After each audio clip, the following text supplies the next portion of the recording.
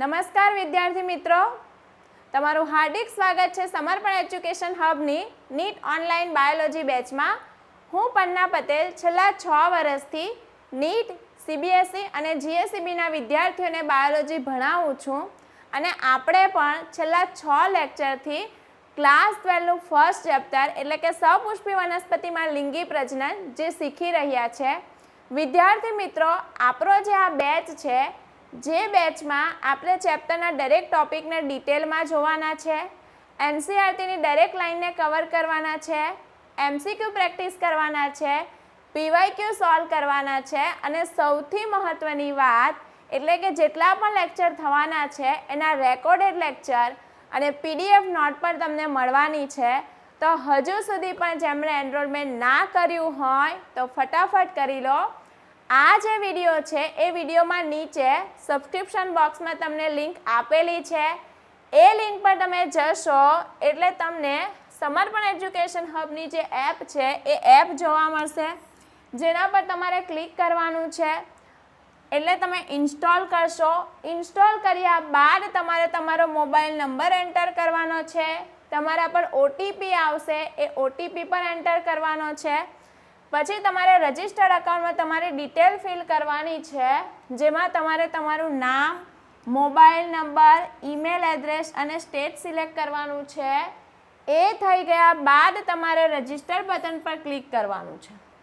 આટલું તમે કરશો એટલે તમને આ રીતનું એક પેજ જોવા મળશે, જેમાં તમારે કેટેગરી સિલેક્ટ કરવાની છે. તો અત્યારે આપણું સ્ટાન્ડર્ડ 12નું બાયોલોજી કવર કરી રહ્યા છે, તો સ્ટાન્ડર્ડ 12 સાયન્સ પર ક્લિક કરશો અને પછી સેવ બટન પર ક્લિક કરવાનું છે. એટલું તમે કરશો એટલે તમને વાયટી ફ્રી કોર્સ જે છે આ રીતનું પેજ જોવા મળશે. તો વાયટી ફ્રી કોર્સ પર જઈને તમારે ક્લિક કરવાનું છે. એટલે તમને અહીં જેટલા પણ આપણા રેકોર્ડ જેટલા પણ લેક્ચર થવાના છે એના રેકોર્ડેડ લેક્ચર અને પીડીએફ નોટ પણ તમને અહીંયા જોવા મળશે.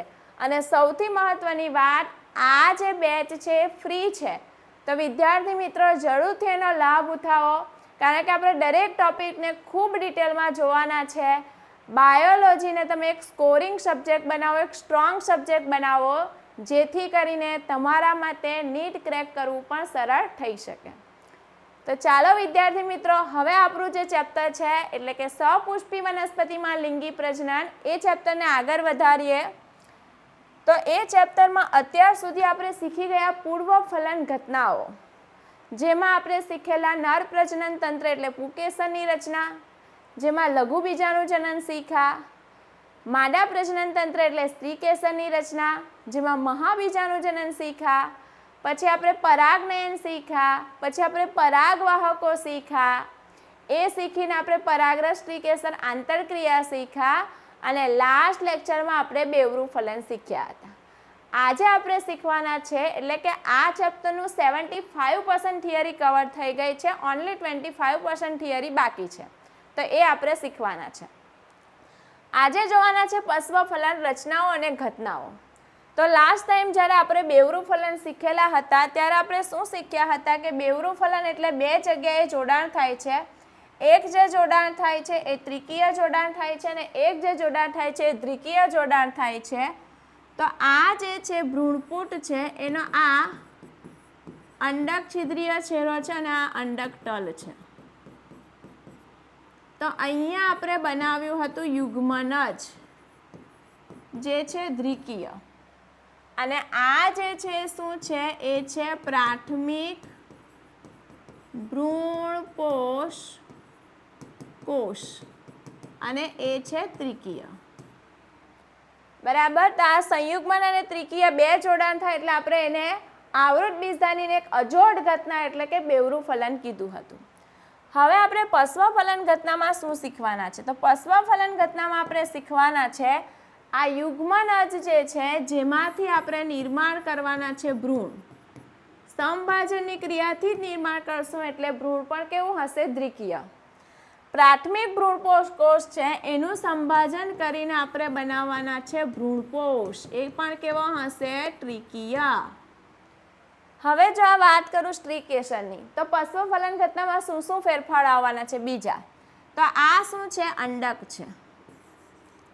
તો આ અંડક જે છે એ ફેરવાઈ જવાનું છે બીજમાં.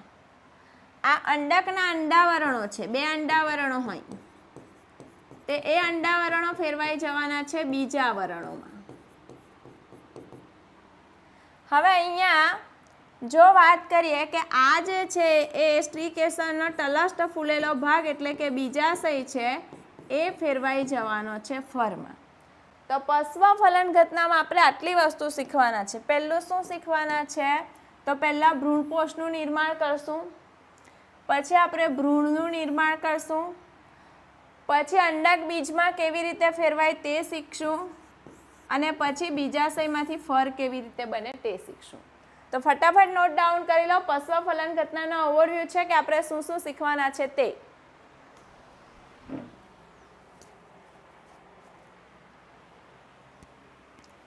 ચાલો હવે આપણે સૌથી પહેલાં જો રચનાની વાત કરવાના છે તો એ છે ભ્રૂણપોષ. શું થાય ભ્રૂણપોષ એટલે? તો આપણે એક બીજનો વિકાસ કરવાના છે. તો બીજના વિકાસ કરવા માટે બીજની અંદર કોણ છે? ભ્રૂણ છે. તો એમાં આપણે ભ્રૂણનું પણ નિર્માણ કરવાનું છે. તો એ ભ્રૂણનું નિર્માણ, તમે કંઈ પણ કાર્ય કરો તો તમને એનર્જી જોઈએ, તમને ઉર્જા જોઈએ. ક્યાંથી મળશે? ભ્રૂણને પણ યુગ્મનજમાંથી ભ્રૂણ બનવાનું છે, તો એ ભ્રૂણને પણ પોષણ જોઈશે. તે પોષણ કોણ આપશે? તે આપશે ભ્રૂણપોષ. તો બીજ વિકાસ માટે એક પોષક દ્રવ્યથી સંગ્રહિત પેશીની જે રચના કરવાના છે એટલે એ શું થશે? ભ્રૂણપોષ. તો ભ્રૂણપોષ શું છે? તો બીજ વિકાસ માટે રચાયેલ પોષક દ્રવ્યો યુક્ત પેશી છે. નોટ ડાઉન કરજો. બીજું શું છે? તો એ શું કરશે? એ વિકસતા ભ્રૂણને પોષણ પૂરું પાડે છે. આપણે જે વનસ્પતિ શીખી રહ્યા છે તો કઈ? આવૃત બીજધારી વનસ્પતિ. તો આ જે આવૃત બીજધારી વનસ્પતિ જે છે એ આવૃત બીજધારી વનસ્પતિમાં શું થવાનું છે? તો એમાં જે ત્રિકીય પ્રાથમિક ભ્રૂણપોષ કોષ જે છે જેમાંથી આપણે કોનું નિર્માણ કરવાના છે? ભ્રૂણપોષનું. અને આ જે ભ્રૂણપોષ છે એ 3 પ્રકારના છે. 3 પ્રકારના ભ્રૂણપોષ છે. કયા કયા 3 પ્રકાર? તો જો પહેલો પ્રકારની વાત કરું તો પહેલો પ્રકાર એટલે કે કોષ કેન્દ્રીય ભ્રૂણપોષ. કયો? કોષ કેન્દ્રીય ભ્રૂણપોષ. બીજો પ્રકાર એટલે કોષીય ભ્રૂણપોષ. અને ત્રીજો પ્રકાર એટલે હેલોબિયલ.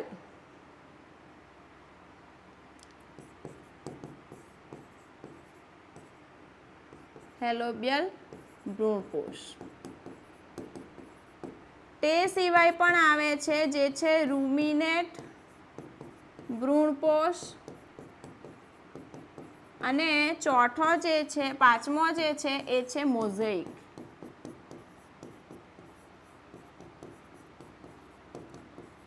આ જે 5 છે જેમાંથી આ 3 ખૂબ મહત્વના છે તો તેને આપણે ડિટેલમાં જોઈશું. તો ફટાફટ આ ભ્રૂણપોષના પ્રકાર નોટ ડાઉન કરી લો.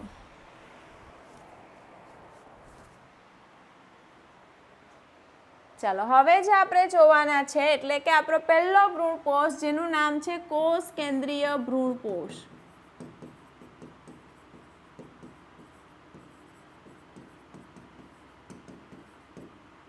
શું થાય તે સમજો. શું થશે સૌથી પહેલા? તો સૌથી પહેલા જો આપણે વાત કરીએ તો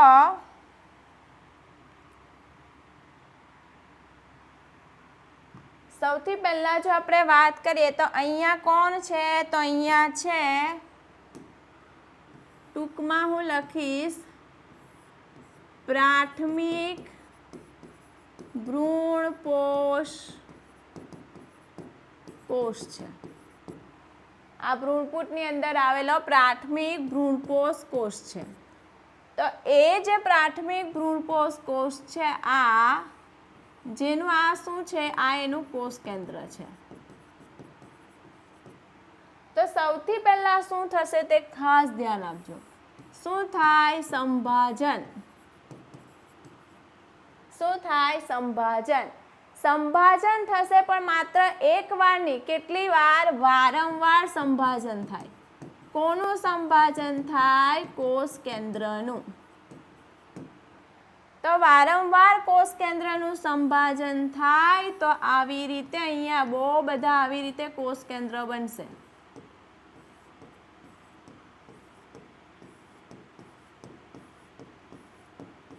આવી રીતે બહુ બધા કોષ કેન્દ્રો બનશે.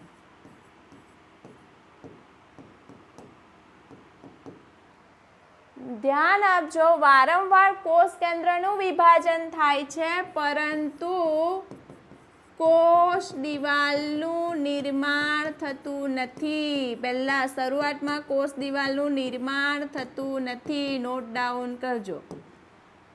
હવે શું થશે તે જો. અહીંયા આવી રીતે બહુ બધા કોષ કેન્દ્રનું નિર્માણ થઈ ગયું છે. તો એનો જે કેન્દ્રનો ભાગ છે, તો કેન્દ્રમાં શું છે? કોષ રસનો જથ્થો ઓછો છે.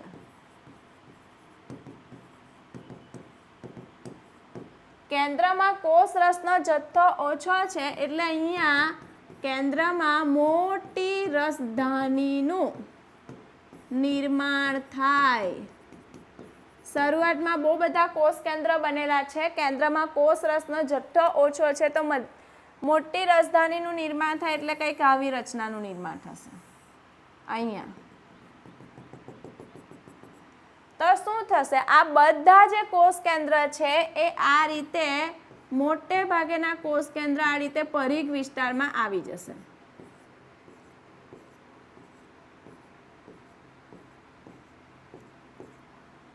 હવે શું થાય તે જો. જ્યારે પરિઘ વિસ્તારમાં આવે છે તો અહીંયા પરિઘ વિસ્તારમાંથી આ રીતે એની ફરતે કોષ દિવાલનું નિર્માણ શરૂ થશે.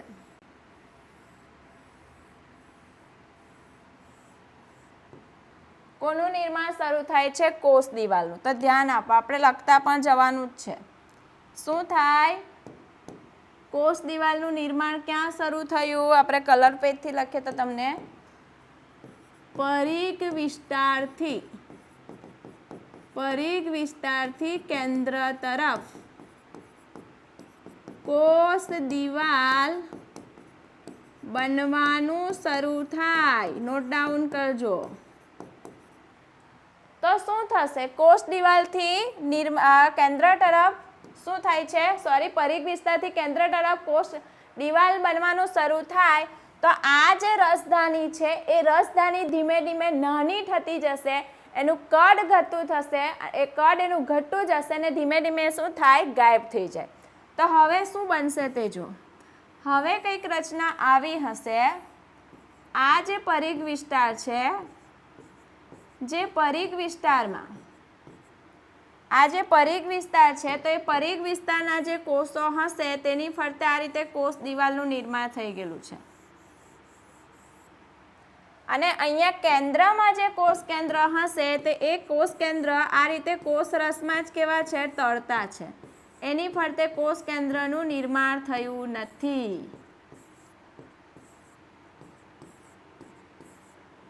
તો આ જે ભ્રૂણપોષ છે શું છે? કોષ કેન્દ્રીય ભ્રૂણપોષ છે. શું થયું?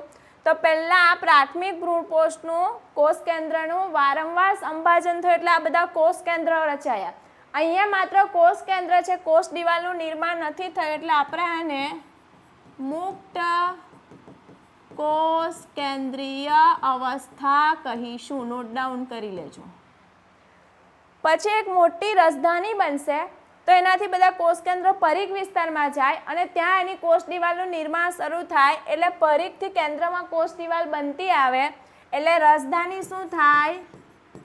ધીમે ધીમે રસધાની શું થાય? અદૃશ્ય થાય. ને આ રીતનું એક મુક્ત કોષ કેન્દ્રીય ભ્રૂણપોષ મળે, જેમાં શું છે, આ વચ્ચે મુક્ત કોષ કેન્દ્ર છે અને પરિઘ વિસ્તારના કોષો ફરતે કોષ દિવાલ બનેલી છે. તો આ પ્રકારનો ભ્રૂણપોષ આપણને કોની અંદર જોવા મળશે? તો એના ઉદાહરણ છે મકાઈ, ઘઉં, ચોખા, સૂર્યમુખી. તો આ છે કયો? કોષ કેન્દ્રીય ભ્રૂણપોષ. ફટાફટ આકૃતિ સાથે નોટ ડાઉન કરી લો, સ્ક્રીનશોટ લઈ લો.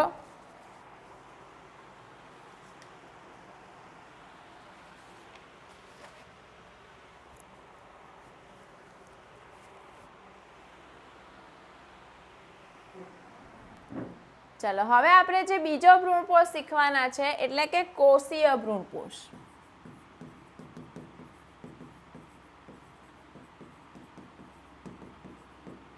તો કોષીય ભ્રૂણપોષમાં શું થશે તે ખાસ જોજો. આ જે છે કોષીય ભ્રૂણપોષ છે, તો એમાં અહીંયા આ જે છે એ શું છે? તો એ છે પ્રાથમિક ભ્રૂણપોષ કોષ. કેવો છે? ત્રિકીય છે, જેને ટૂંકમાં આપણે કહીશું PEC. બરાબર. તો સૌથી પહેલા શું થશે તે જો. તો સૌથી પહેલા શું થશે તે જો. આ જે છે એ શું છે? પ્રાથમિક ભ્રૂણપોષ કોષ છે. તો એ કોષનું શું થાય? અનુપ્રસ્થ વિભાજન થાય. કયું વિભાજન થાય? અનુપ્રસ્થ. અનુપ્રસ્થ વિભાજન થાય તો આ રીતે એમાં બે કોષ બનશે. બે કોષ બનશે અને કોષ દિવાલ પણ બને. કોષ દિવાલનું નિર્માણ થાય. પછી આ બધા જે કોષો છે શું થાય? બધા કોષ કેન્દ્ર વારંવાર સંભાજન પામી કોષ રસ વિભાજન પણ થાય અને કોષ દિવાલ પણ બને. નોટ ડાઉન કરજો. કોષ દિવાલ પણ બને. પહેલામાં કોષ દિવાલ નથી બનતી, પણ અહીંયા કોષ દિવાલ પણ બને. એટલે જે છે એ કોષ જે છે એમાં જો જોવા જઈએ તો કંઈક આ રીતની રચના જોવા મળશે કે જેમાં દરેક કોષ ફરતે કોષ દિવાલ હશે. અને આ જે ભ્રૂણપોષ છે એટલે કયો છે? એ છે કોષીય ભ્રૂણપોષ. એ જે દ્વિદળી વનસ્પતિ છે એની અંદર જોવા મળશે. દ્વિદળી વનસ્પતિમાં ક્યાં જોવા મળશે? દ્વિદળી વનસ્પતિમાં. ફટાફટ નોટ ડાઉન કરી લો.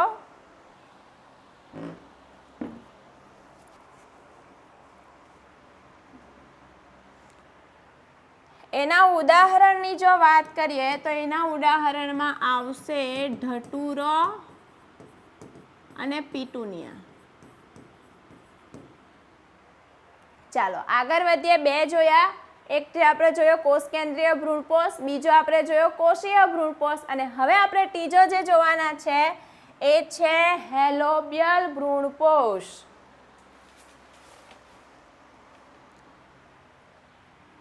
ત્રીજો કયો છે? હેલોબિયલ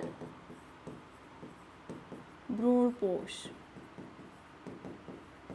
તો આ જે ભ્રૂણપોષ છે એની મહત્વની પહેલા વાતો કરું તો આ ભ્રૂણપોષ જે છે એ જોવા મળશે કોની અંદર?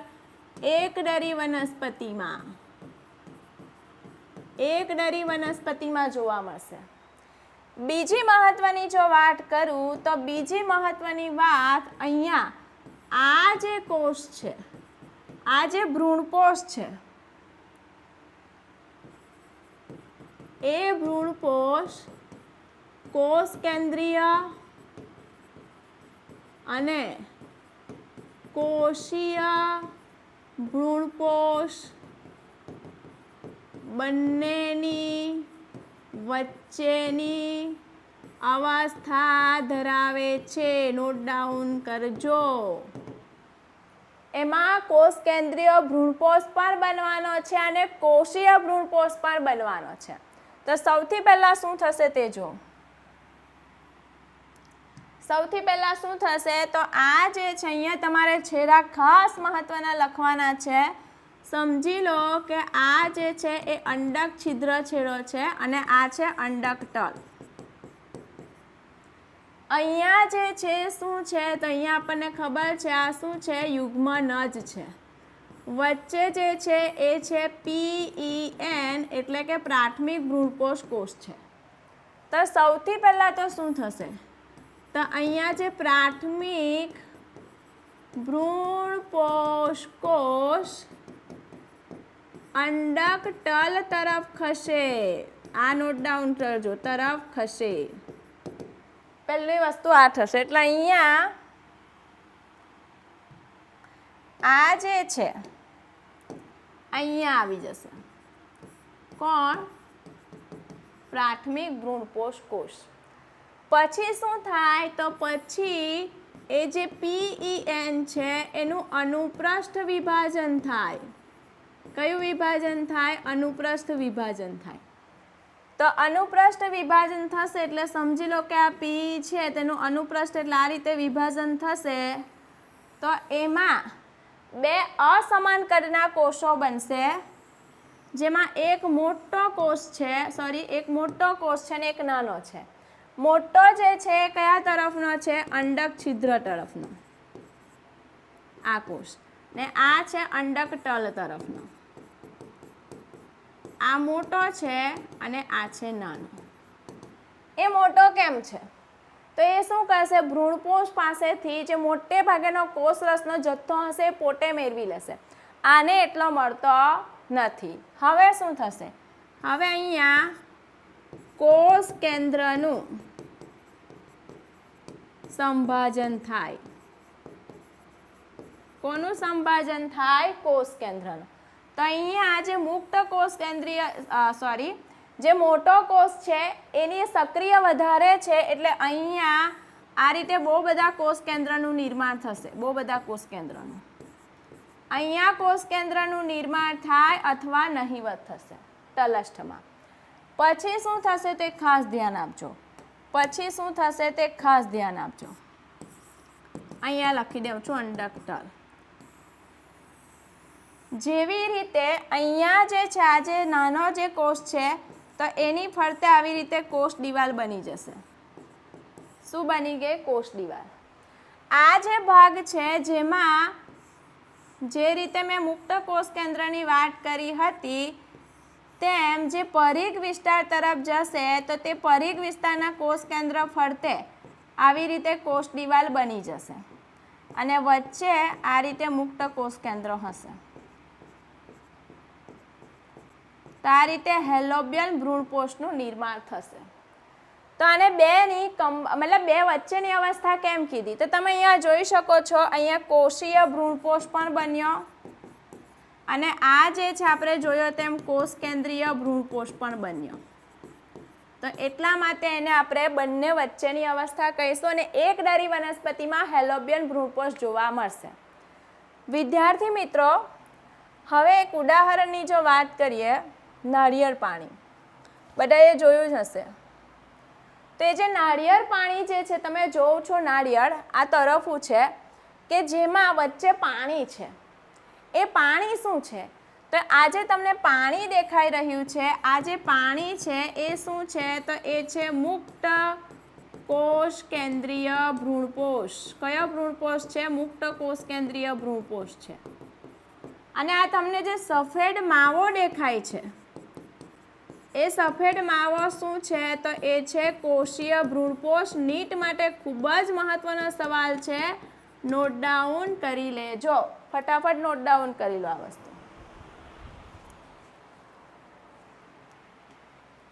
ચલો હવે આગળ વધીએ તો આપણે એની થોડી થિયરી પણ જોતા જઈએ ભ્રૂણપોષની. જો રિપીટ કરાવી દઈએ છીએ આપણે કયો કોષ કેન્દ્રીય ભ્રૂણપોષ શીખા, પછી આપણે કોષીય ભ્રૂણપોષ શીખા, પછી આપણે હેલોબિયન ભ્રૂણપોષ શીખા. ફટાફટ રિવાઇઝ કરાવી દઉં છું. ચાલો, મહત્વનું છે, નીટની એક્ઝામ માટે દરેક ટોપિકને ડિટેલમાં જોવાના છે. કોષ કેન્દ્રીયમાં કંઈક આ રીતનું હશે, બરાબર. અને કોષીયમાં કોષ દિવાલ તરત નિર્માણ થઈ જશે એક ડરીની અંદર હેલોબિયન જોવા મળશે, જેમાં કોષીય ભ્રૂણપોષ પણ બનશે અને કોષ કેન્દ્રીય ભ્રૂણપોષ પણ જોવા મળશે. બરાબર, તો નોટ ડાઉન કરી લો ફટાફટ. સૌથી મહત્વનો નીટનો MCQ એટલે કે આ નારિયેળ જે છે એમાં 2 ભ્રૂણપોષ છે. સફેદ માવો એ કોષીય ભ્રૂણપોષ છે અને જે પાણી છે એ મુક્ત કોષ કેન્દ્રીય ભ્રૂણપોષ છે. વેરી ઇમ્પોર્ટન્ટ છે નીટ માટે. ચાલો આગળ વધીએ છીએ. NCERTની લાઈન છે ભ્રૂણપોષનો વિકાસ ભ્રૂણ વિકાસને આગળ વધારે છે, કારણ કે વિકાસતા ભ્રૂણને પોષણ પૂરું પાડશે. પ્રાથમિક ભ્રૂણપોષ કોષનું વારંવાર વિભાજન પામીને ત્રિકીય ભ્રૂણપોષ પેશીનું નિર્માણ થાય છે.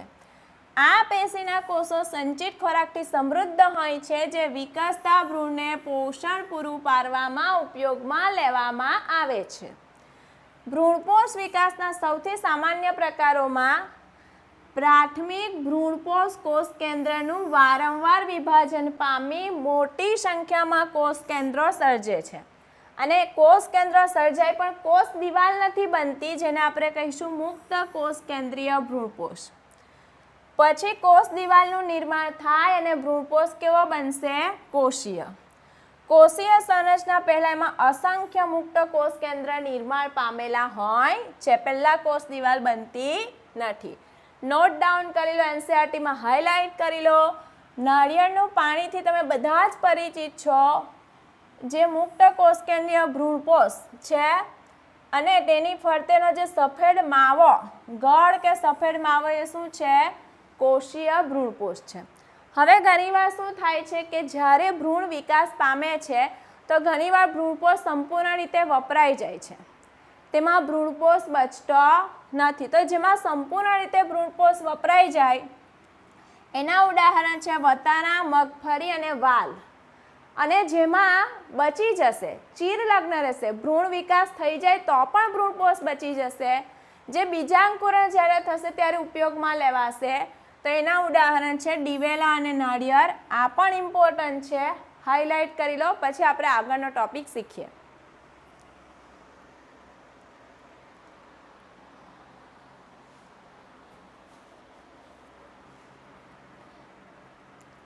ચાલો હવે આપણે શીખવાના છે. આપણો એક ટોપિક કવર થઈ ગયો છે પશ્વફલન ઘટનાની, એટલે કે આપણે પ્રાથમિક ભ્રૂણપોષ કોષમાંથી ભ્રૂણપોષનું નિર્માણ કરી નાખ્યું. હવે આપણે શીખવાના છે કે યુગ્મનજમાંથી ભ્રૂણનું નિર્માણ કેવી રીતે થાય. તો હવે આપણે શીખવાના છે ભ્રૂણ વિકાસ. તો શું થશે? તો જે અંડક છિદ્ર છે એ અંડક છિદ્ર પાસે આવેલા, શું આવેલું છે? અંડક છિદ્ર પાસે આવેલા યુગ્મનજ. એ યુગ્મનજ કેવો છે? દ્વિકીય છે. માંથી ભ્રૂણનું વિકાસ થશે.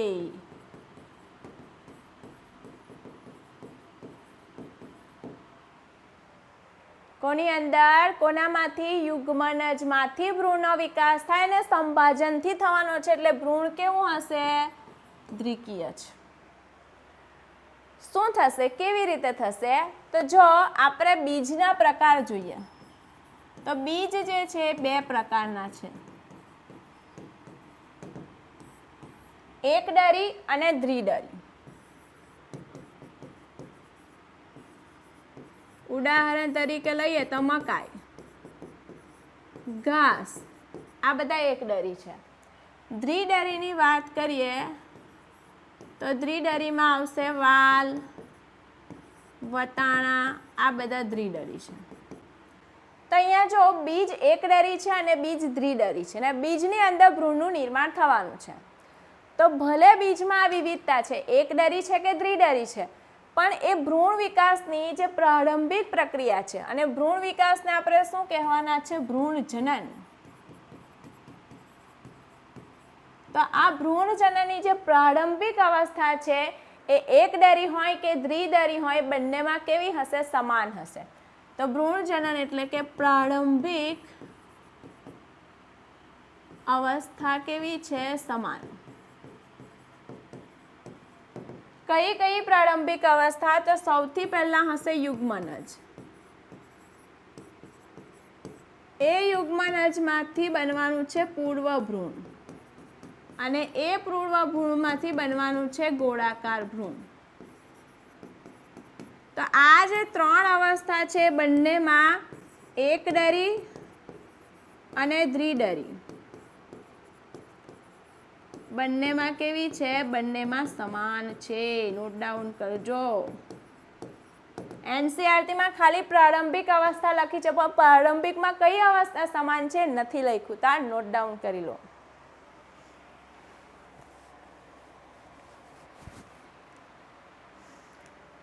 ચલો હવે આપણે શું કરીએ છીએ? ભ્રૂણ વિકાસ શીખીએ છીએ.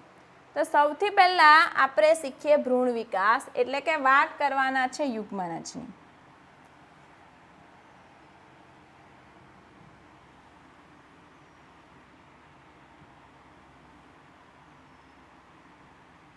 અહીંયા ધ્યાન આપજો. અહીંયા ધ્યાન આપજો. છેડા યાદ રાખવા વેરી ઇમ્પોર્ટન્ટ છે. છેડા યાદ રાખવા વેરી ઇમ્પોર્ટન્ટ છે. સમજી લો કે આ જે છે એ 1 મિનિટ આપણે એને શોર્ટમાં સમજવું. આ અંડક તલ છે અને આ જે છે એ અંડક છિદ્ર છે. અહીંયા યુગ્મનજ છે. કોણ છે? યુગ્મનજ. ને એ યુગ્મનજમાંથી આપણે બનાવવાના છે ભ્રૂણ. ને અહીંયા શું બની ગયેલું છે? આ બાકીનો જે ભાગ છે એ બાકીના ભાગમાં આપણે શું બનાવી દીધું છે?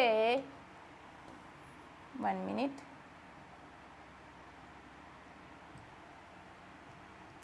આ બાકીનો જે ભાગ દેખાઈ રહેલો છે, આ ભાગ, એની અંદર આપણે આ શું બનાવી દીધું છે? ભ્રૂણપોષ. આ જે પિંક કલરનો જે ભાગ હું તમને બતાવું છું એ શું છે? ભ્રૂણપોષ છે. ધ્યાન રાખજો આ વસ્તુ. આ શું છે? ભ્રૂણપોષ છે, જે આપણે બનાવી દીધો છે. કેવો છે? ત્રિકીય છે. હવે શું થશે તે ખાસ ધ્યાન આપજો. આ જે યુગ્મનજ છે એને થોડું બહાર કરીને આપણે શીખશું. તમારે આ રચના ધ્યાનમાં લઈને ચાલવાનું છે કે એની નીચે ભ્રૂણપોષ છે. આ શું છે? યુગ્મનજ. શું છે? યુગ્મનજ. એ યુગ્મનજ જે છે શું કરશે? તો એ શું કરશે? તો એ વૃદ્ધિ પામે. શું કરશે? વૃદ્ધિ પામે. વૃદ્ધિ કેવી રીતે પામે? તો સેલ્યુલોઝનો સ્ત્રાવ કરે. કોષ દિવાલ બનાવે. કોષ દિવાલને મજબૂત બનાવશે. મજબૂત. બરાબર. કદમાં મોટું થશે. કદમાં મોટો થાય. આ વસ્તુ થશે. કોષ રસનો જથ્થો વધશે ને એટલે કદમાં મોટો થાય. કોષ રસનો જથ્થો વધારે. તો પહેલા આ વસ્તુ થશે. એટલે એ કોષ આ રીતે, આ યુગ્મનજ આ રીતે કદમાં મોટો થઈ ગયો. આ કોણ છે? યુગ્મનજ જ છે. હવે શું થશે તે જો. આ જે યુગ્મનજ છે એનું પહેલા અનુપ્રસ્થ વિભાજન થશે. અનુપ્રસ્થ વિભાજન. શું થશે? અનુપ્રસ્થ વિભાજન. તો અનુપ્રસ્થ વિભાજન થાય તો આ રીતે એક મોટો કોષ બનશે ને આ રીતે એક નાનો કોષ બનશે. 1 મિનિટ. આ રીતે એક મોટો કોષ બનશે ને આ રીતે એક નાનો કોષ બનશે. આ જે મોટો કોષ જે બનેલો છે એ કઈ બાજુનો હશે? તો એ જે મોટો કોષ બનેલો છે, 1 મિનિટ,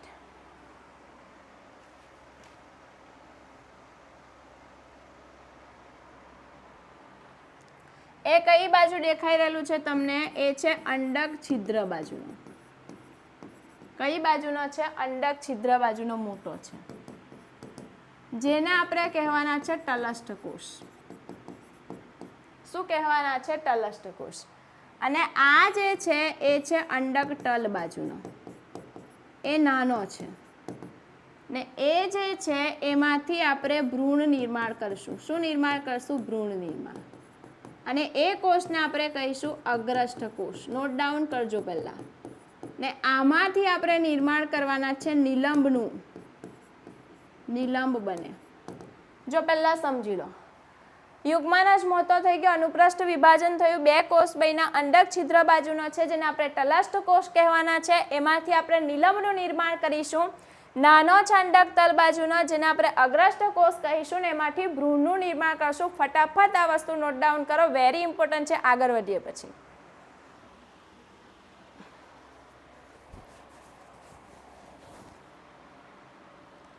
ચલો હવે શું થશે તે જો. તો હવે અહીં આપણે લખતા પણ જઈશું અને શીખતા પણ જઈશું. પહેલા વાત કરવાના છે આપણે તલસ્થ કોષની. તો આ જે તલસ્થ કોષ છે એ અનુપ્રસ્થ વિભાજન પામશે. કયું વિભાજન પામશે? અનુપ્રસ્થ. અને આ જે અગ્રસ્થ કોષ જે છે એ અગ્રસ્થ કોષ જે છે એ આયામ વિભાજન પામે. નોટ ડાઉન કરજો, આયામ વિભાજન પામશે. તો સૌથી પહેલા શું થશે તે જો. આ રીતે તલસ્થ કોષનો જે મોટો કોષ હશે એ મોટો રહેશે ને એની નીચે આ રીતે 4 કોષ બનશે. આયામ વિભાજન પામશે એટલે આવી રીતે એમાંથી પણ આવી રીતે 4 કોષ બનશે. આ જે છે મોટો કોષ જે છે તલસ્થ કોષનો, જેને આપણે કહીશું અર્ધો વર્ધક કોષ. અને આ બધું સંભાજન જ થયેલું છે તો આ બધું કેવું હશે? દ્વિકીય. હવે શું થાય તે જો આગળ. આ જે કોષો છે આ અનુપ્રસ્થ વિભાજન પામતા જશે અને નીચેના આયામ વિભાજન પામતા જશે. તો એક સમય એવો આવશે કે કંઈક આવી રચના બનશે. અહીંયા કોઈની અંદર 6 થી 10 કોષોની રચના બનશે, કોઈની અંદર એ 20 થી 25 કોષોની પણ રચના બનશે. તો આ જે રચના બની જેને આપણે કહીશું નિલંબ. આ જે રચના બની જેને શું કહીશું? નિલંબ. અને અહીંયા આ જે છે આપણે એને અલગ કલરથી દર્શાવીએ. આ જે છે તેમાં કંઈક આ રીતની રચના બનશે.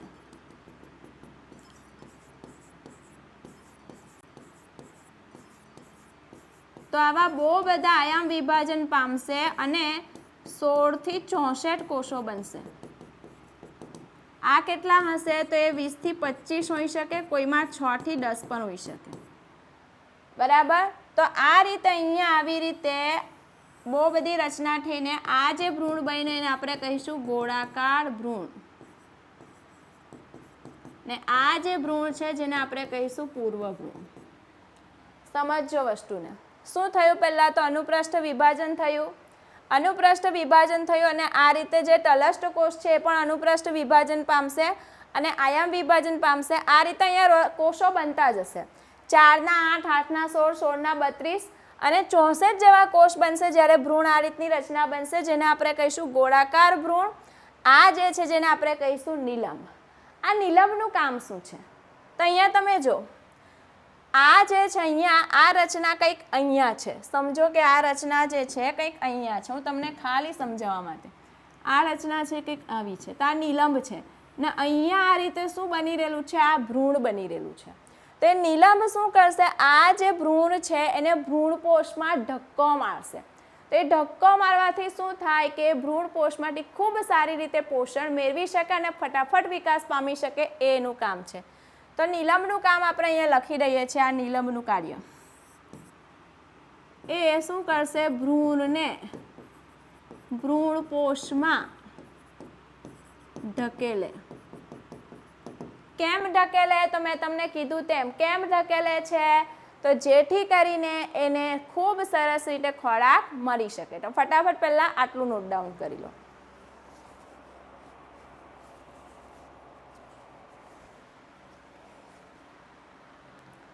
ચાલો હવે શું થશે? આ ગોળાકાર ભ્રૂણ પછી જો મેં તમને કીધું તેમ એકડરી અને દ્વિડરીની પ્રારંભિક અવસ્થા સમાન છે. એટલે આ યુગ્મન જ આ પહેલી અવસ્થા, પછી આ પૂર્વ ભ્રૂણ એટલે બીજી અવસ્થા અને આ ત્રીજી અવસ્થા. આ 3 એકડરી અને દ્વિડરીમાં સમાન છે. અહીંયાથી હવે આગળ જે છે એ દ્વિડરી અને એકડરીમાં અલગ આવશે. પહેલાં આપણે શીખવાના છે દ્વિડરી ભ્રૂણ વિકાસ.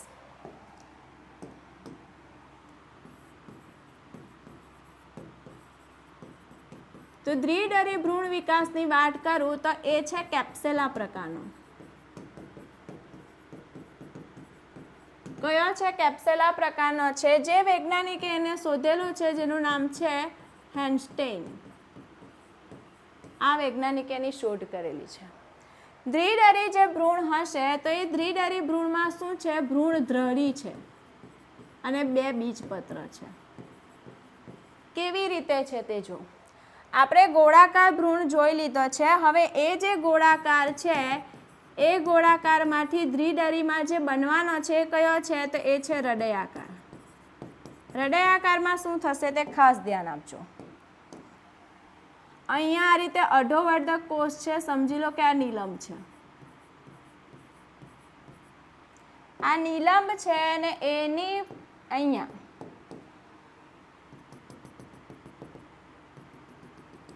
હૃદયાકાર કોષ બનવાનો છે. આ રીતે હૃદયાકાર ભ્રૂણ બનવાનું છે. શું બનવાનું છે? હૃદયાકાર ભ્રૂણ, જેનો આકાર હૃદય જેવો છે એટલે આપણે એનો હૃદયાકાર કહીશું.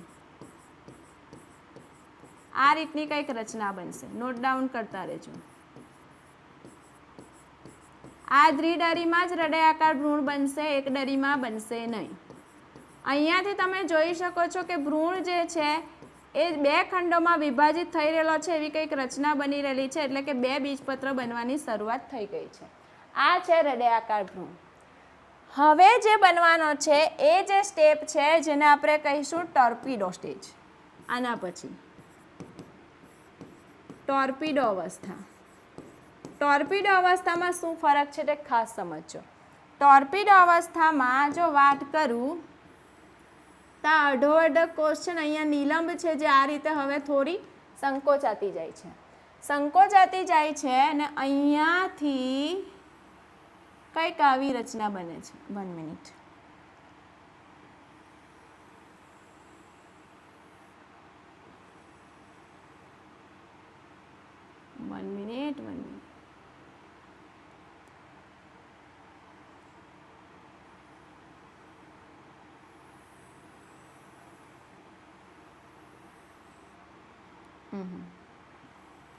કંઈક આવી રચના બને છે.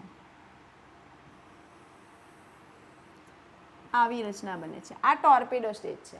આમાં શું છે? આ જે બંને દેખાઈ રહેલા છે બંને શું છે? બીજપત્રો છે. અહીંયાથી 2 ખંડમાં વિભાજિત પામી રહેલા હતા તે આ રીતે 2 બીજપત્રો બની ગયા. અહીંયાનો જે ભાગ છે એ શું છે? તો એ છે ભ્રૂણમૂળ.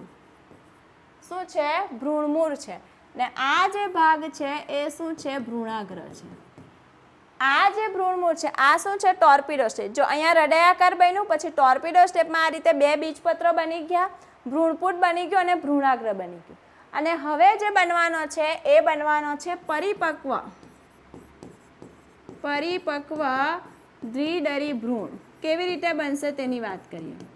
શું ફરક પડશે ટોર્પીડો અવસ્થાથી તે ખાસ વસ્તુ. તો અહીંયા નિલંબ જેવી જે કોઈ રચના તમને દેખાઈ રહેલી છે તો એ રચના જે છે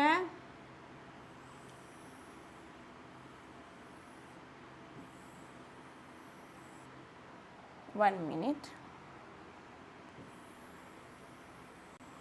તો અહીંયા શું થવાનું છે તે જો. આ પરિપક્વ ભ્રૂણમાં અહીંયા આ જે ભ્રૂણમૂળ છે આ શું છે? ભ્રૂણમૂળ. એ ભ્રૂણમૂળ પર અહીંયા મૂળ તોપનું નિર્માણ થવાનું છે. અહીંયા મૂળ તોપ. નિલંબ અહીંયાથી ગાયબ છે, અહીંયા મૂળ તોપનું નિર્માણ થશે. બીજું આ જે રચના દેખાય છે એ છે ભ્રૂણાગ્ર. શું છે? ભ્રૂણાગ્ર. અને આ જે બંને છે એ શું છે? બીજપત્રો છે. અને આ જે ઉપરનો જે ભાગ હશે જેને આપણે ઉપરાક્ષ કહીશું અને આ ભ્રૂણમૂળ પાસેનો જે ભાગ છે જેને આપણે કહીશું અધ્રાક્ષ. તો આ એક પરિપક્વ ભ્રૂણ બની ગયો. જો સમજજો, હૃદયાકાર બન્યો, પછી ટોર્પીડો અવસ્થા. ટોર્પીડો અવસ્થામાં નિલંબ જેવી રચના દેખાય છે, મૂળ તોપનું નિર્માણ નથી થયું, પણ અહીંયા ભ્રૂણાગ્ર, ભ્રૂણમૂળ અને બીજપત્રો બની ગયા છે. પરિપક્વ જે ભ્રૂણ હશે જેમાં શું હશે તો એમાં આવી રીતે ભ્રૂણ પાસે મૂળતોપ બની જશે, 2 બીજપત્ર બની જશે અને એક પરિપક્વ ભ્રૂણનું નિર્માણ થઈ જશે. તો ફટાફટ આ નોટ ડાઉન કરી લો.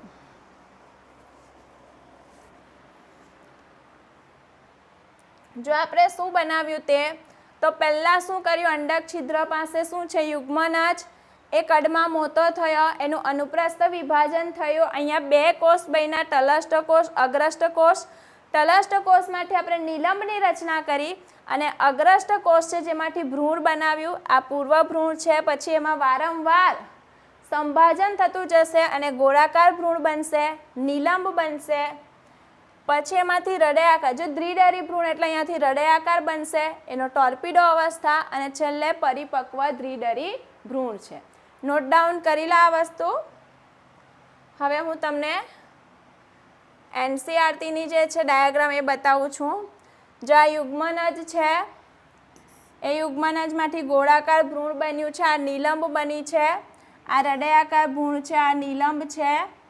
પછી આ જે છે કયું છે, દ્વિદળી છે, જેની અંદર તમે જોઈ શકો છો આ ભ્રૂણમૂળ છે, અહીંયા બીજપત્ર છે અને આ ભ્રૂણાગ્ર છે. બરાબર, પણ ખાસ ધ્યાન આપજો, જે પરિપક્વ બનશે ને એમાં ખાસ કરીને નિલંબ જે છે એ મોટે ભાગે નથી રહેતી, અહીંયા મૂળ ઉપર મૂળતોપનું નિર્માણ થઈ જશે. નોટ ડાઉન કરી લો આ વસ્તુ.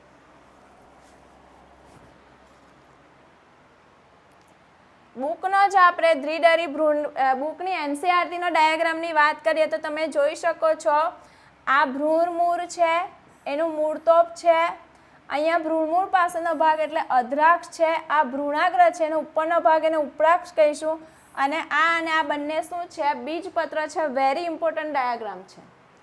બરાબર, થિયરી પણ વાત કરીએ દ્વિદળી ભ્રૂણની. પછી આપણે એકદળી ભ્રૂણ પર જઈશું. ભ્રૂણનો વિકાસ અંડક છિદ્ર નજીક રહેલા દ્વિકીય યુગ્મનજમાંથી થાય છે. મોટે ભાગે આવશ્યક જથ્થામાં જ્યારે ભ્રૂણપોષનું નિર્માણ થઈ જાય એટલે યુગ્મનજનું વિભાજન શરૂ થાય, કારણ કે વિકાસતા ભ્રૂણને પોષણ પૂરું પાડવા માટે ભ્રૂણપોષ જરૂરી છે. બીજમાં વિવિધતા જોવા મળે છે કે એટલે એકદળી અને દ્વિદળી બંનેના ભ્રૂણ વિકાસની જે પ્રારંભિક અવસ્થા છે બંનેમાં કેવી છે, સમાન છે. દ્વિદળી ભ્રૂણમાં ભ્રૂણજનનની અવસ્થા દર્શાવે છે. યુગ્મનજમાંથી પૂર્વ ભ્રૂણ બને, પછી ગોળાકાર બને, હૃદયાકાર બને અને છેલ્લે પુખ્ત ભ્રૂણ બને. અહીંયા ટોર્પિડો અવસ્થા નથી આપેલી, પણ નોટ ડાઉન કરજો, એ પણ આવશે. તો આટલી વસ્તુ આપણે દ્વિદળી ભ્રૂણમાં શીખ્યા.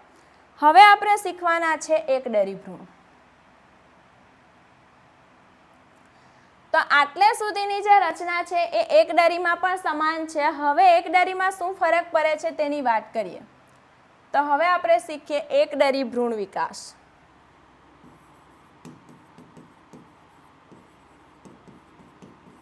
ખાસ ધ્યાન આપજો. અહીંયા હું લખી દઉં છું ગોળાકાર, કારણ કે આપણે ગોળાકાર રચના શીખીને આવેલા છે. એમાંથી શું બનશે તે ખાસ ધ્યાન આપજો. એમાંથી શું બનશે, તો એમાં આ રીતે જે છે રચના, આ નિલંબ છે, અને નિલંબ છે તો એકદળી વનસ્પતિમાં ખાસ કરીને જે ઘાસના કુળની વનસ્પતિ છે, તો એકદળી વનસ્પતિમાં શું છે, બીજપત્ર એક જ છે. એકદળીમાં શું છે, બીજપત્ર કેવું છે, એક છે. અને જે ઘાસના કુળમાં બીજપત્ર એક જ છે જેને આપણે કહીશું વરુથિકા. મકાઈમાં પણ આપણે એને વરુથિકા કહીશું. તો આ નિલંબ છે, તો અહીંયા સૌથી પહેલા આવું વરુથિકાનું નિર્માણ થશે. કઈ અવસ્થા, આ વરુથિકા અવસ્થા, આને આપણે કહીશું એની વરુથિકા અવસ્થા. એટલે ગોળાકાર ભ્રૂણમાંથી શું બન્યું, વરુથિકા. એ બની ગયા બાદ હવે શું બનશે, તો હવે ભ્રૂણાગ્ર ચોલ અને ભ્રૂણમૂળ ચોલ બનશે. અવસ્થા આવશે. કેવી રીતે બનશે તે જોતા રહેજો. શું થશે તે જો. અહીં આ નિલંબ છે, આ નિલંબ છે.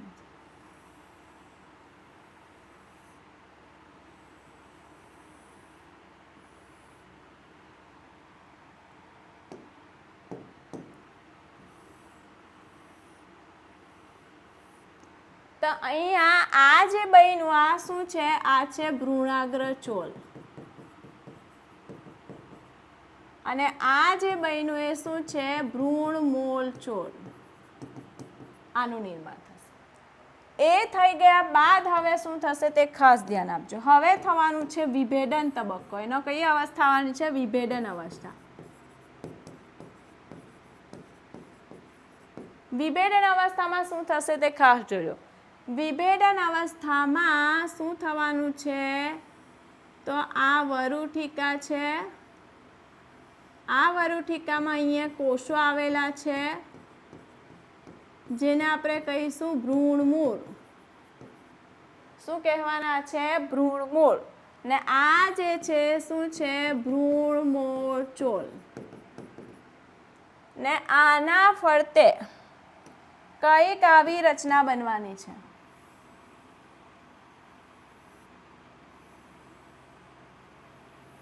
આ જે છે શું છે? આ છે વરુઠિકા. આ જે છે શું છે? તો એ છે ભ્રૂણાગ્ર. ને આ જે છે શું છે? ભ્રૂણાગ્રચોલ. ધ્યાન આપજો, આ શું છે? ભ્રૂણાગ્રચોલ. જો ભ્રૂણમૂળમાંથી શું વિકાસ પામશે? મૂળતંત્ર વિકાસ પામશે. ભ્રૂણાગ્રમાંથી શું વિકાસ પામશે?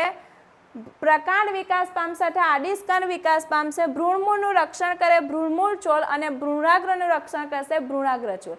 તો આ રીતની અવસ્થા આવશે. ફટાફટ નોટ ડાઉન કરજો. આ કઈ અવસ્થા છે? આ એનો વિભેદન તબક્કો છે.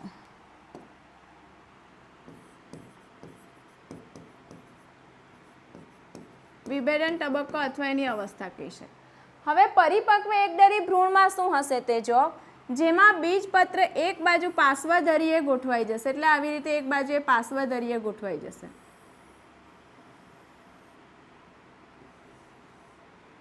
ને કંઈક આ રીતે પરિપક્વ ભ્રૂણનું નિર્માણ થશે, જેમાં શું હશે તે ખાસ સમજજો.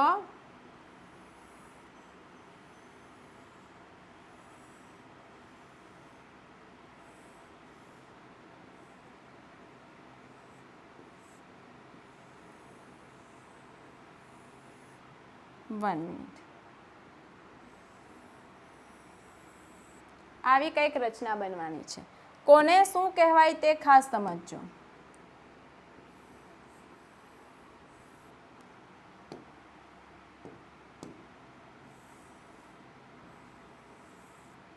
જો આ છે પરિપક્વ ભ્રૂણ, જેમાં એક બાજુએ એક પાર્શ્વ બાજુએ એક બીજપત્ર બનશે જેને આપણે કહીશું વરુઠિકા. નોટ ડાઉન કરજો. આ જે છે શું છે? તો આ જે છે એ શું છે? ભ્રૂણમૂળચોલ. 1 મિનિટ.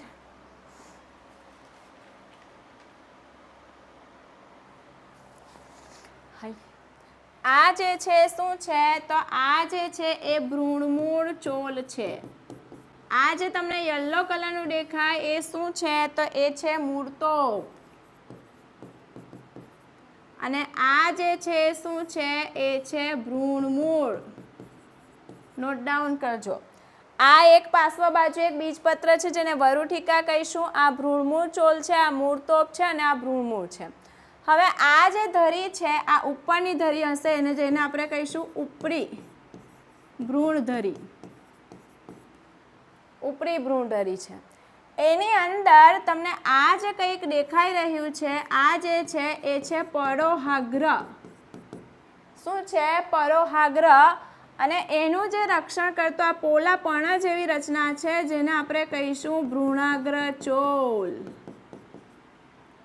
બરાબર. આ નીચેનો જે ભાગ હશે ભ્રૂણમૂળ બાજુનો જેને આપણે કહીશું અધ્રાક્ષ, અને ઉપરનો જે ભાગ હશે જેને આપણે કહીશું ઉપરાક્ષ. તો આ શું છે? આ જે છે એ પરિપક્વ એકદરી ભ્રૂણ છે.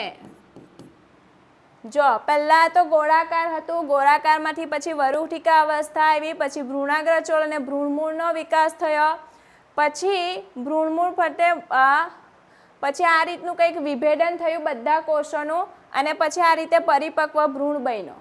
બરાબર. ફટાફટ નોટ ડાઉન કરો આ વસ્તુ.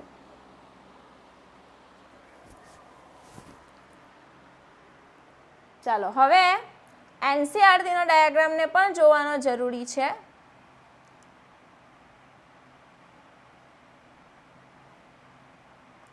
આ એનસીઈઆરટીનો ડાયાગ્રામ છે.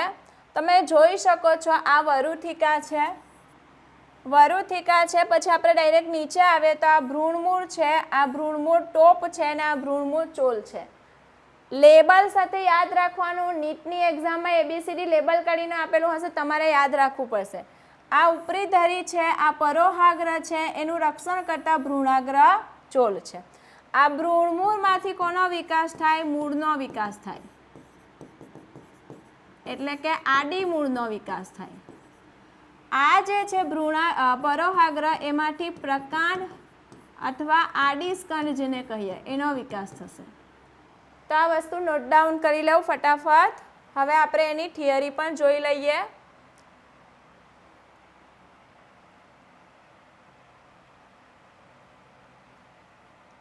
બરાબર. દ્વિદળી ભ્રૂણની થોડી થિયરી તમને કહેવાની રહી ગયેલી હતી. જે ભ્રૂણધરી છે ને બે બીજપત્ર છે, મેં તમને લખાવ્યું જ છે. બીજપત્રનો ઉપરનો ભાગ એટલે ઉપરાક્ષ, જે ભ્રૂણાગ્ર કે આડી સ્કંદ અને પ્રકાંડમાં પરિણમશે.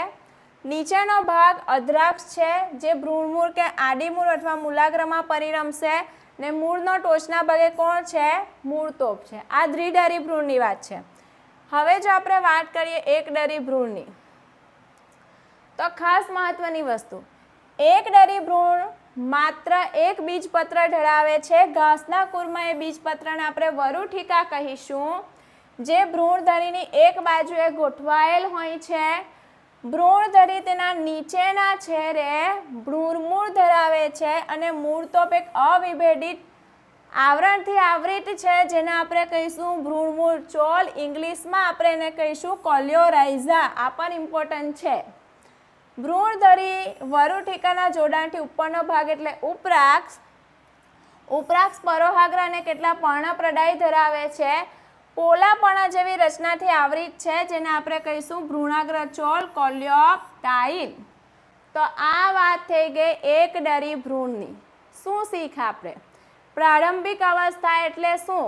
યુગ્મનાજ, પૂર્વભ્રૂણ અને ગોળાકાર. એકદળી દ્વિદળી બંનેમાં સમાન. દ્વિદળી કેપ્સુલા પ્રકારનો છે, એમાં ગોળાકાર પછી હૃદયાકાર આવશે, હૃદયાકાર પછી ટોર્પીડો અવસ્થા આવશે અને પછી પરિપક્વ દ્વિદળી ભ્રૂણ બનશે, જેમાં બે બીજપત્ર છે, ભ્રૂણમૂળ છે, ભ્રૂણાગ્ર છે અને મૂળતોપ છે. અને મૂળની પાસેનો ભાગ એટલે અધ્રાક્ષ અને ભ્રૂણાગ્ર વાળો એટલે ઉપરાક્ષ. બરાબર. પછી આપણે વાત કરી એકદળી, તો ગોળાકાર પછી વરુથિકા અવસ્થા આવશે. વરુથિકા પછી ભ્રૂણમૂળ ચોળ અને ભ્રૂણાગ્ર ચોળનું નિર્માણ થશે. પછી કોષ વિભેદન થશે અને પછી પરિપક્વ ભ્રૂણ એકદળી ભ્રૂણનું નિર્માણ થાય. ખાસ મહત્વની વાત, જે એકદળી વનસ્પતિમાં એક બીજપત્ર છે, જેને આપણે કહીશું વરુથિકા. વેરી ઇમ્પોર્ટન્ટ છે. આ વસ્તુ નોટ ડાઉન કરી લો ફટાફટ. હવે આપણે એના MCQ જોવાના છે. ચલો, તો MCQ પર જો આપણે જઈએ તો આપણો પહેલો MCQ એટલે વેરી ઇમ્પોર્ટન્ટ MCQ, તમને બધાને જ આવડવો જોઈએ. તાજા નાળિયેરમાંથી મળતું નાળિયેર પાણી એ શું સૂચવે છે?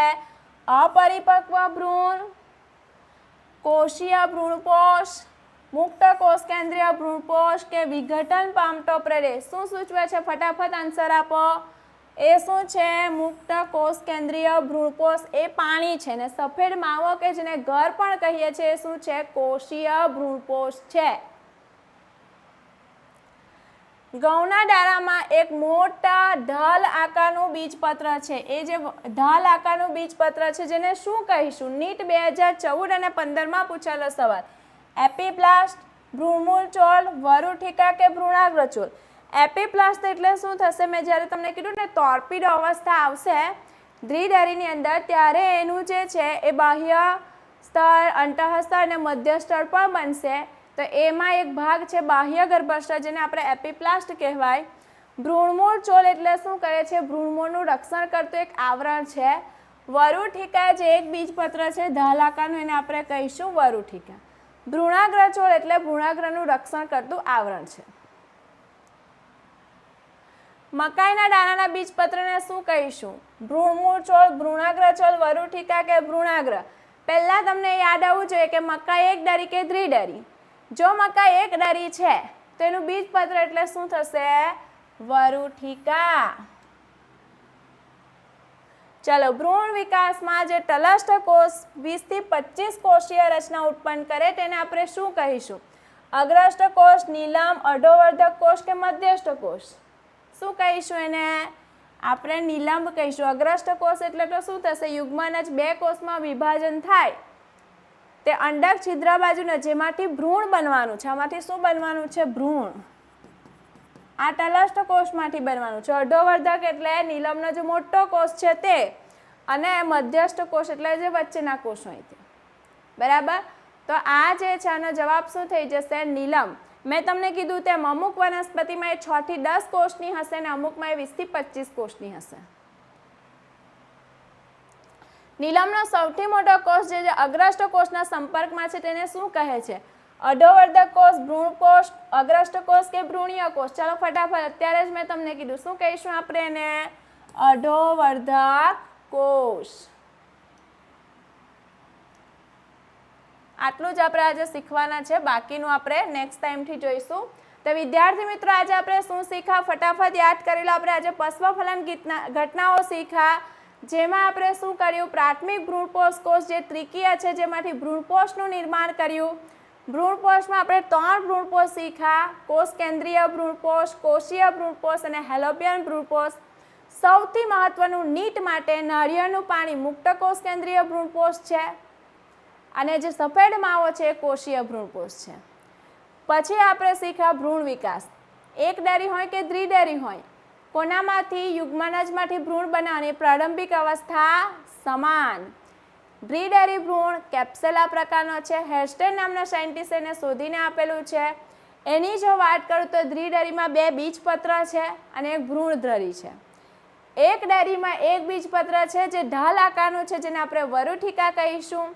એની અંદર ભ્રૂણમૂળ ચોલ પણ આવશે અને ભ્રૂણાગ્ર ચોલ પણ આવશે. તો આજે આપણે આટલી વસ્તુ શીખ્યા.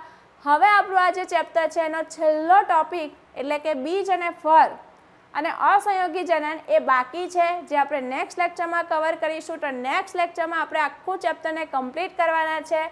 હજુ પણ તમે ના એનરોલ કર્યું હોય તો ફટાફટ કરીને આગળના વિડીયો જોઈ લો, જેથી કરીને હજુ પણ તમારો એક વિડીયો બાકી છે જે તમે અટેન્ડ કરશો તો તમને મજા આવશે ભણવાની. ખૂબ સરસ છે અને ચેપ્ટર આપણું ખૂબ સરસ રીતે આપણે કમ્પ્લીટ કરવાના છે. તો નેક્સ્ટ લેક્ચરમાં આપણે શું શીખવાના છે અત્યારથી યાદ કરાવી દઉં, નોટ ડાઉન કરી લેજો. આપણે શું શીખવાના છે? બીજ, ફળ અને અસંયોગી જનન. વેરી ઇમ્પોર્ટન્ટ ટોપિક છે. MCQ ગમે ત્યાંથી આવી શકે. યાદ રાખો વિદ્યાર્થી મિત્રો, NCERT આપણી ભગવદ્ ગીતા છે અને નીટમાં ક્વેશ્ચન NCERTની લાઇનમાંથી જ બને છે મોટે ભાગેના. તો આપણે એ શીખવાના છે. તો નેક્સ્ટ ટાઈમ માટે રેડી રહેજો. આજે આપણે આટલું શીખ્યા. Thank you everyone.